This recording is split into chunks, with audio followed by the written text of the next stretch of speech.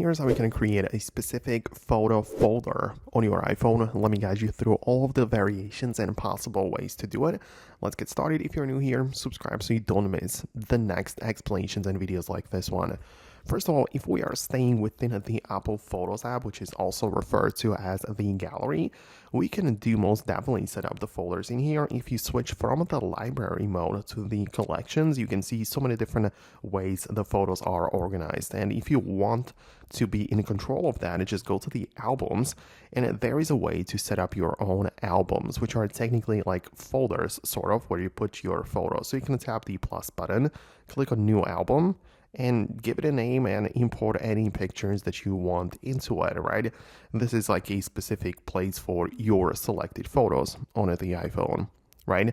But you could also notice when I tap the plus button, not only can I create an album for my photos, but also a folder.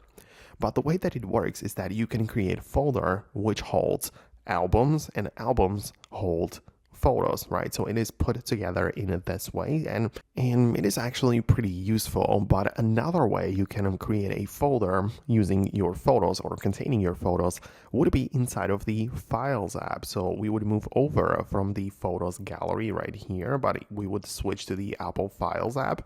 And if you go to your local storage, you would have the ability to tap the three dots, create a new folder, and name it your photos or something else.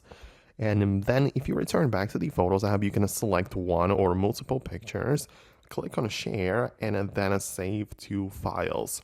And for the location, we are going to select the folder we just created, and it's going to be in a different app. It's going to be part of the file browser, so you can literally set up a photo folder outside of the Photos app in the Files app, and that is going to be like another place where you can create a specific place to hold your images. But that would be all from me. I really hope I could help and explain it. Thanks a lot for watching, and I hope to catch you later in the next tutorials and videos like this one.